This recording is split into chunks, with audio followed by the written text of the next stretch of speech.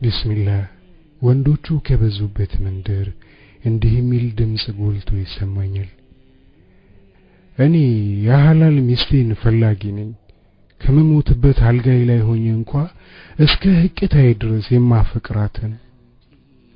ወረድ ብዬ ከሴቶቹ ዘንድ የሚሰማውን ለማድመጥ ጆሮዬን ጣል አደረኩኝ። አንዲቷን እንዲህ ስትል ሰማት። እኔ ደግሞ እንደሌሎች ሴቶች ሁሉ ሴት ነኝ። ጌታዬ ላንቺ ብሎ የከተበልኝን ሰው ይናፈኩኝ። በርግጥ ሴት ነኝ። ይሁን እንጂ ሀፍረቴን ጣጥዬ በቶሎ ሚስቱ እንዲያደርገኝ ለመጠየቅ ድፍረቱ ነበረኝ። ችግሩ ቁም ነገረኛና ኃላፊነትን ለመሸከም ዝግጁ የሆነውን የኔን ሰው አላገኘሁትም። ከዚያም መመለስ አልኩኝ። ከወንዶቹ መንደር አንዱንም እንዲህ ሲል ያደመጥኩት። እኔ ደግሞ እንደነዚያ ፍቅራቸውን ቀምመው እንደሚገልጹት ሰዎች አይደለሁም። እኔ ራሱ የተቀመመ የሚጣፍጥ ፍቅር ከልባቸው ካለና መግለጽ ከተቸገሩ ሰዎች አንዱ ነኝ። እወድሻለሁ፣ ምን ያህል እንደምወድሽ ግን መግለጽ ባልችልም። የሚገርመው እኮ ገና አላወኩሽም፣ ገና አላየውሽም፣ ገና አላገባውሽም። አንቺ ለኔ ተጻፍሽው የወደፊቷ ሚስቴ ሆይ መምጣትሽን ስጠባበቅ ይሄው መሽቶ ነጋ።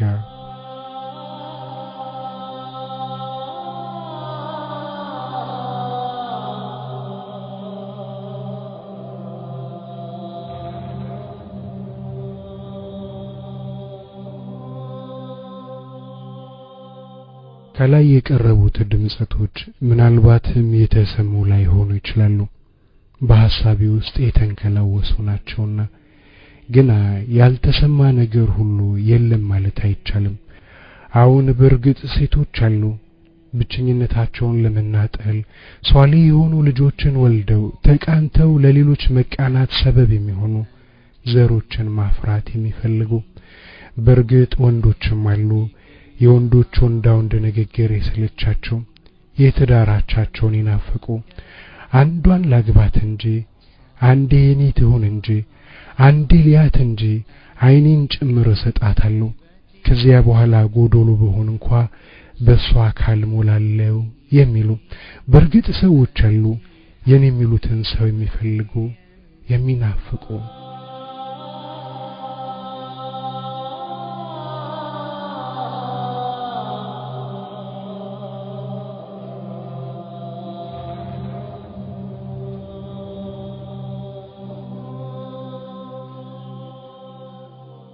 እናም እንዲህ ያሉ ሰዎች በተስፋ የተንከላወሱ ቀኑ መሽቶ በነጋ ቁጥር ጥበቃው የረዘመባቸው አዲስ ሙሽሮችን ባዩ ጊዜ ሁሉ እኔስ ቆሜ መቅረቴ ነውን የሚል ሐሳብ ያዳክማቸው በሁሉ ነገር ተትረፍርፈው የጠገቡት እንኳን ሳይቀር ብሶት ያጋሱ የትዳራቸውን መምጫ ቀን ይተባበቃሉ።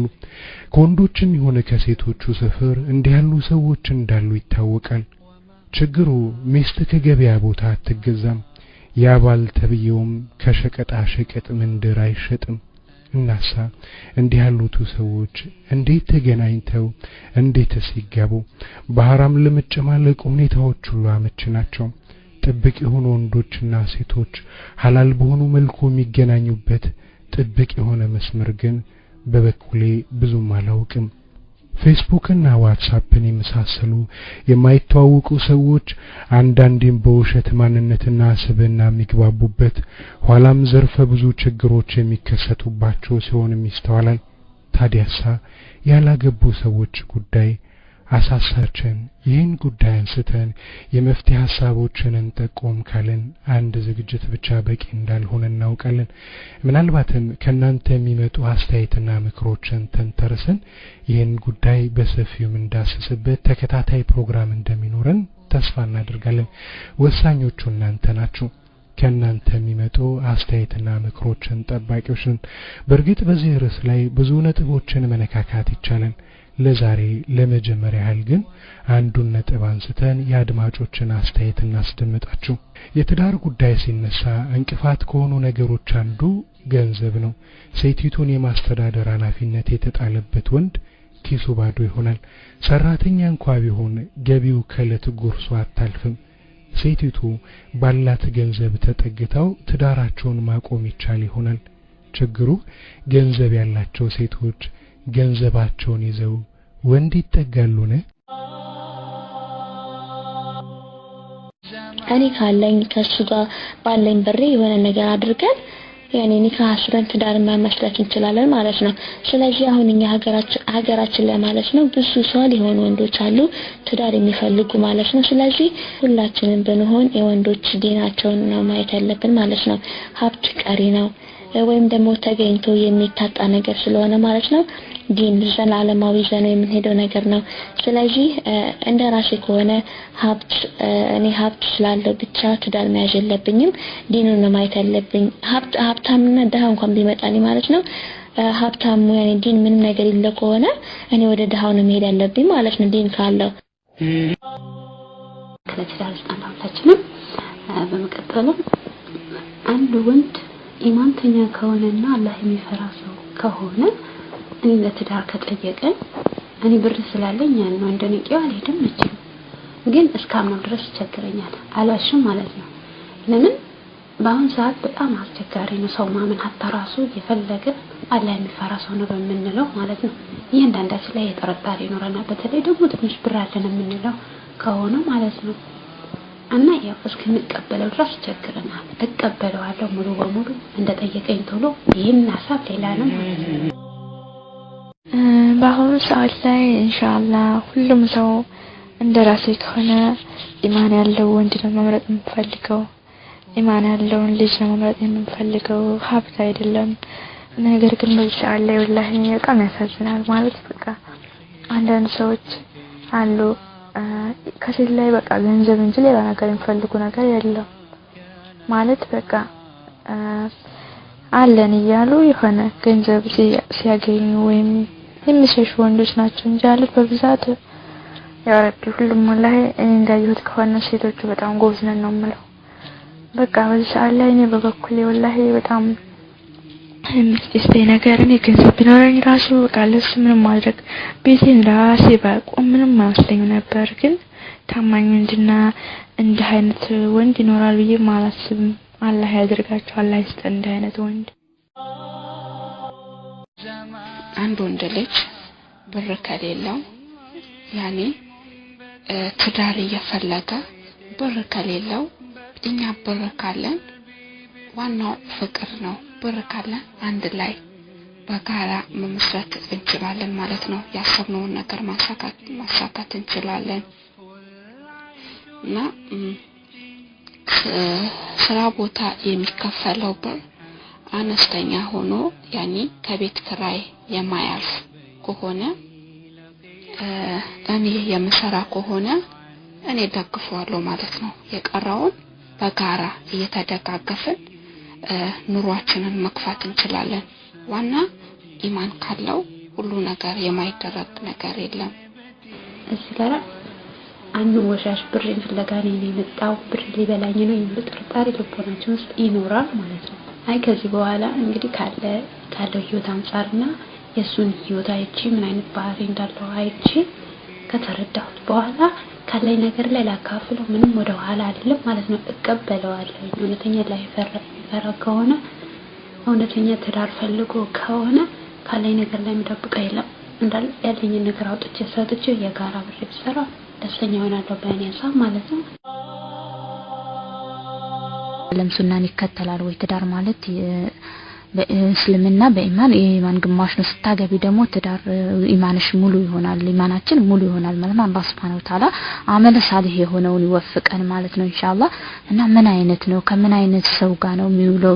ይቅማሉ ወይ ያጨሳሉ ወይ የተለያዩ መጥፎ ነገሮችን የተለያዩ ሱሶችን እነዚህ አይነት ነገሮች አሉበት ወይ እንዴት ነው ብለን ማለት አለብን።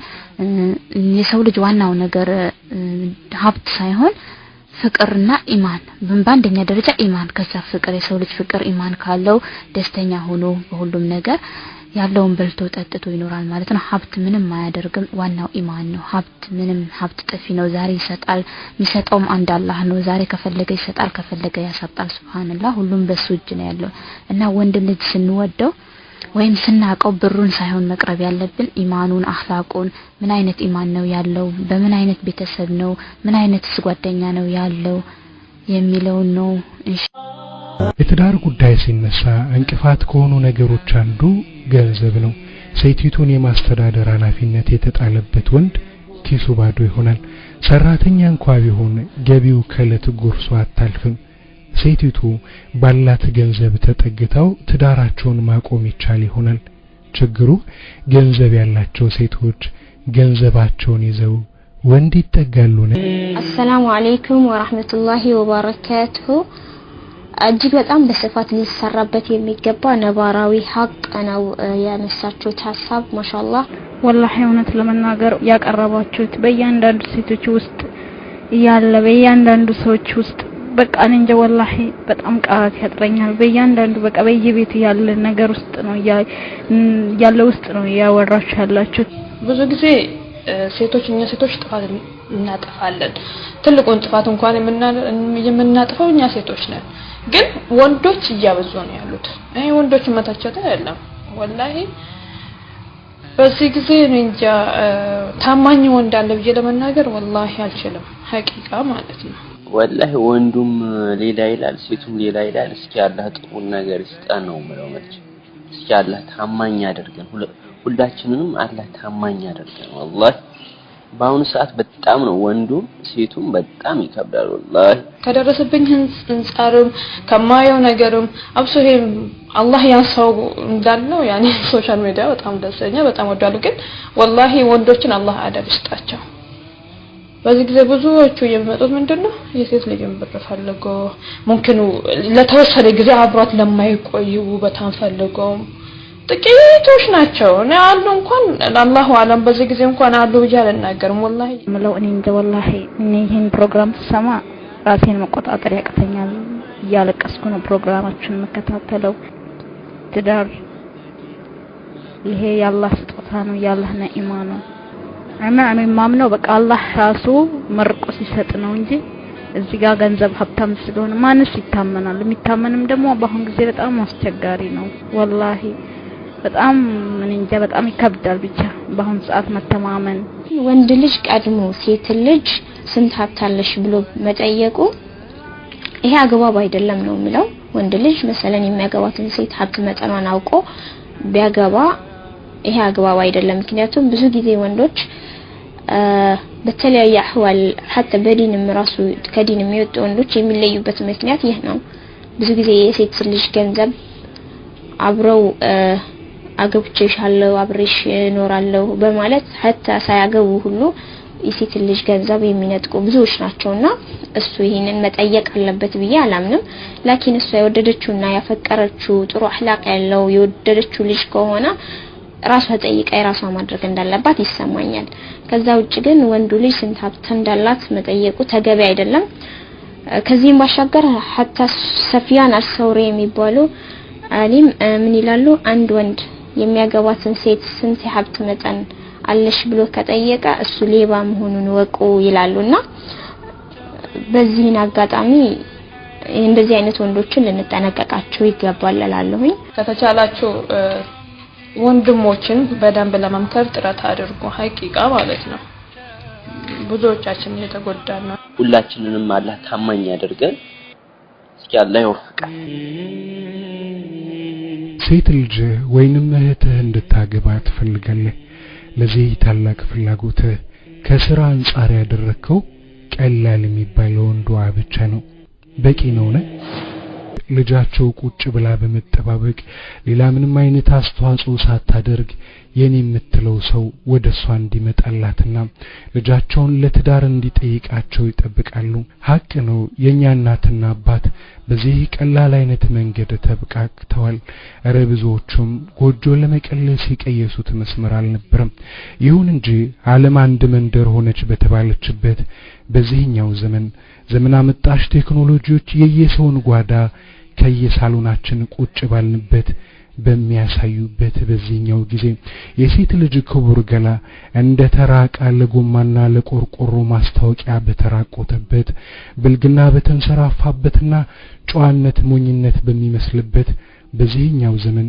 ወላጆች ወይንም ወንዶች የሴቶቻቸውን የትዳር ጉዳይ በተመለከተ እጃቸውን አጣጥፈው መቀመጣቸው በእጅ የሚባል ሐሳብ እንዳይደለ ነው አንዳንድ አዋቂዎች የሚመክሩት። አሁን ጨዋ ሴቶች ወንዶችን የሚጣሩበት ጩኸታማ ጫማ አይለብሱም። ባካሄዳቸው ተዘናብለው ባለባበሳቸው ተራቁተው የሚሉትን ሰው ወደ ራሳቸው አይጣሩም። ከወንዶች ጋር ተጠጋግተው ሴትነታቸውን ማያጡም። በርግጥ ደግ ያደረጉ በርግጥ በጌታችን አላህ Subhanahu Ta'ala መልካም ፍቃድም ደግ ነገር ይጠብቃቸዋል። የአላህ ቀን ባሪያዎች ለተዛዛቱ ያደሩትም ኮረኮንች ላይ ቢተኙ መኝታቸው ሰላም አለው። ህልማቸው አይቆረቆሩም። ሳቃቸውን የሚከተል ኩርፊያ ደስታቸውን የሚያሳድድ ሐዘን የለባቸውም። ማግኘት የሚፈልጉትን ነገር በሐላል ለማግኘት ትዕግስት አላቸው። ሲጠባበቁ እያዩት ቀኑ ቢመሽም ተስፋ አይቆርጡም። ጌታቸውን እንደሚያነጋላቸው እርግጠኛ ናቸውና። ወንድም አለምዬ ሰላምና ተስፋ ለእንደዚህ ያለችዋ ጨዋ እህትህ በቂዋ ሊሆን ይችላል። ያንተ ምንም ጥረት ያልታከለበት ጸሎት ግን በቂዋ አይደለም። ብዙ ጠንካራ ሴቶችን አይተናል። ዱላ ሲበዛባቸው እንደሚሰበር ተስፋ ያደረጉት የትዳር ጥያቄ ሲርቅባቸው ቅስማቸው የተሰበረና አጓጉል ቦታ ይወደቁም። በሰሩት ጸያፍ ተግባርም የድብቅ ትኩስንባቸው ፊታቸውን እያቃጠለው ግና ከጣሪያ በላይ የሚስቁም። ሳቃቸው ግን ሳቅ ብቻ አይደለም። ልብ ብለህ የሰማው ከሆነ ለቅሶም አለበት። ልብ ብለህ የሰማው ከሆነ ብሶት አለበት። ልብ ብለህ የሰማው ከሆነ ወንድም አለምዬ የእህትህ የትዳር ጉዳይ ያሳስብህ ከሆነ ዱዓ ብቻውን በቂ አይደለም ያልኩህ ነው። ለራስህ ሚስት ስትፈልግ እንደምትንቀሳቀሰው ሁሉ ለእህትህም ባል በፈለክ ጊዜ ተንቀሳቀስ። አይኖችህን ግለጽ። በዙሪያ ያሉ ባልንጀሮችህን በአስተውለት መነጽሪያቸው። ምናልባትም ሩቅ ሳትሄድ የገዛ ጓደኛ ለእህትህ የትዳር ጓደኛዋ ሊሆናት ይችላልና። እርግጥ ነው ባህላችን ይህንን አይፈቅድም። አንተ ለእህትህ ባል ብትፈልግ ነውር እንደሰራህ እንደሆነ ሆኖ ሊወራብህ ይችላል። በበኩሌ ተራወሬ ከወሬነት የዘለለ ትርጉም የለውም ባይነኝ። ወንድም አለምዬ ደግመህ ደጋግመህ አስብበት። በባህልና ወግ ታስረህ ምንም አይነት እንቅስቃሴ ሳታደርግ በዱዓ ትብቃቃለህን ወይንስ ከዱዓም ባሻገር ሰበቡን ለማድረስ ተንቀሳቀሳለህ? በርግጥ የእህትህን የትዳር ጉዳይ በተመለከተ የትኛው ይሻላል? አስተያየትና ምክርን ለመስማት ጓጉቻለሁ። ታውራኛለህን? አንድ ሙስሊም እህትህ የጎደላት ነገር ስታይ ያ ነገር እንዲሟላ መፈለግህ አይቀርም ወይም መጨነቅህ አይቀርምና ዱዓው ማድረጉ ለሷ ትልቅ ነገር ነው። እንደዚሁም ደግሞ እሷን ሰብር እንድታደርግና ወደ ሌላ ሐራም ነገር ዘላ እንዳትገባ መምከሩና ማድረጉ ያንን ነገር መፈጸሙ ትልቅ ተግባር ነው። ከመሆኑም ጋር ይህ በቂ ነው ወይ ለሚለው ጥያቄ እንደኔ ሐሳብ በቂ አይደለም ነው ብለው ምንም በቂ አይደለም። ለእያንዳንዱ ነገር ዱዓ አድርገን ሰበብ እንደምናደርሰው ሁሉ ለዚህም ሰበብ ማድረስ አለብን። ለዚህ ደግሞ ሰበብ ማድረስ ያለብን በምን አይነት መልኩ ነው? ኢንሻአላህ እንግዲህ የመጀመሪያው እንትን አብዛኞቻችን እኛም እንደምናውቀው በአካባቢያችንም በአገራችንም የተለመደ ነገር ባልመጦላት የሚጠይቀውበት ሁኔታ ነው ያለው ማለት ነው። ኢንሻአላህ ከዛ በተጨማሪ ደግሞ በእኛ አካባቢ አሁን አሉ የተወሰነ ብዙም ባይለመድም ለልጅ ባሌ ማምጣት አይነት አካሄዳለ። ያ እንግዲህ አንደኛው መንገድ ነው ማለት ነው ለልጅ ባል የሚመጣበት ሁኔታ። ዱዓ ወሳኝ ነገር ነው፣ ጥርጥር የለውም። ዱዓ ማድረጉን ዱዓ አደርጋለሁ። ነገር ግን ከዱዓ ባለፈ ሰበብ ማድረስ ግድ ይላል። ሰበብ ማድረስ ይጠብቅብናል። ያው ሷሊህ የምንለው ሰው ከአላህ ዘንድ ጥሩ ነው ብለን የምንጠረጥረው ሷሊህነቱን አናውቅም። ምናልባት ያ ሷሊህ ያልነው ሰው በጓደኝነት ወይም በመናየው ነገር ሷሊህ ሊሆን ይችላል። ነገር ግን ማህበራዊ ኑሮ ላይ ደካማና ትዳር መምራት የማይችል ሰው ሊሆን ይችላል፣ ሊያጋጥመን ይችላል እንደዛ አይነት ነገር። ቢሆንም ከላይ በመናየውና በመንፈርደው ነገር ለዛ ሰው ልጠይቀው ይችላል እኔ ፐርሰናሊ ማለት ነው። الله أكبر يا الله فسبحانه رب ما لنا سواه. الله أكبر يا الله فسبحانه رب ما لنا سواه አንድ ወንድም በደንብ የሚያውቀው ሌላ ወንድሙን ከእህቱ ጋር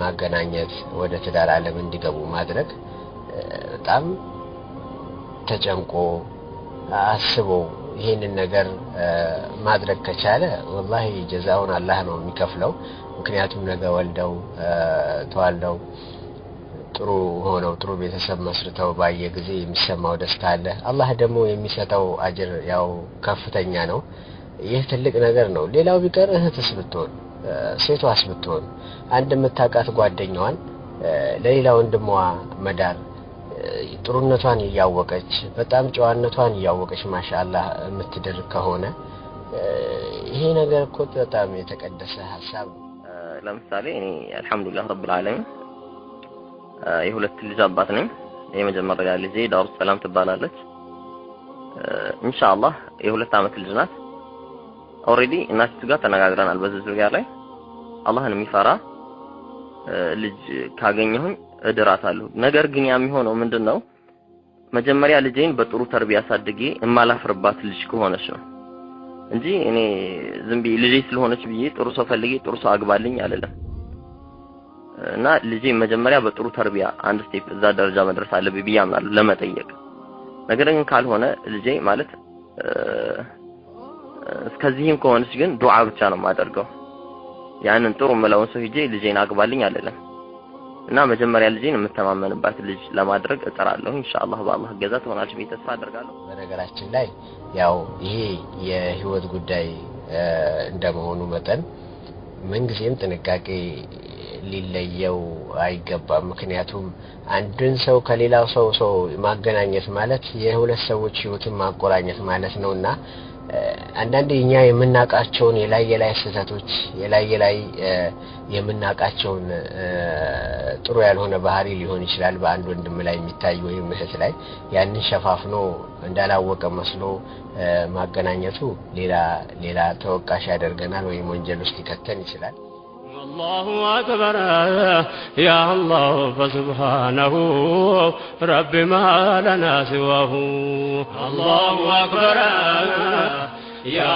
الله فسبحانه رب ما لنا سواه ለምሳሌ እኔ ከማቀው ታሪክ አንድ ነገር ማለት እችላለሁኝ አንድ ሁለት ጓደኛሞች ናቸው ሁለቱንም እኔ ባካል አቃቸዋለሁ እና አንደኛው ትዳር ይፈልጋል አንደኛው እህት ደግሞ በልጅነቷ አግብታ ፈታለች እና ሲያወሩ እንደዚህ ትዳር እንደሚፈልግና ሚስት እንትን ማለት እንደሚፈልግ ነገ ሲያወሩ እንደዚህ ጀማዓ ላይ ቁጭ ብለው ነው እንደዚህ አንደኛው ያኛው ጓደኛው ተነስቶ በቃ ሲስተር ለምን አታገባት ምናምን ነገር አለው ይሄ ነገር እርግጥ ሪስክ አለው ይሄንን ነገር ማድረግ ማለት ነው ለምን ሪስኩ ምናልባት የዛ ሰው እንትን መልስ ጥሩ ባይሆን ወይንም ደግሞ አይ አላገባትም ቢል ምን አይነት ሳይኮሎጂካሊ ተጽዕኖ ሊፈጠር እንደሚችል ግልጽ ነገር ግን ይሄን ሁሉ መቋቋም መቻል አለብን ማለት ነው ኢንሻአላህ በእንደዚህ አይነት ነገሮች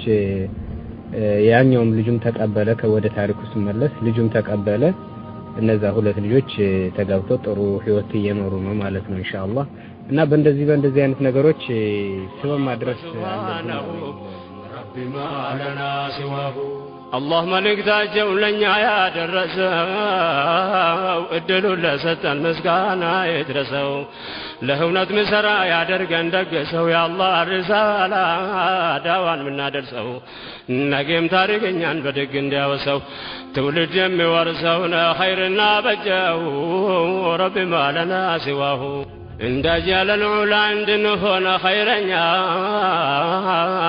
ዳዕዋን ያስፋፉትን ቆላ ከደገኛ ዛሬ 335ኛ አላህ ያንን ታሪክ ያደረሰን ለኛ ተግባሩን ወደኛ እንድናመጣው فسبحانه رب ما لنا سواه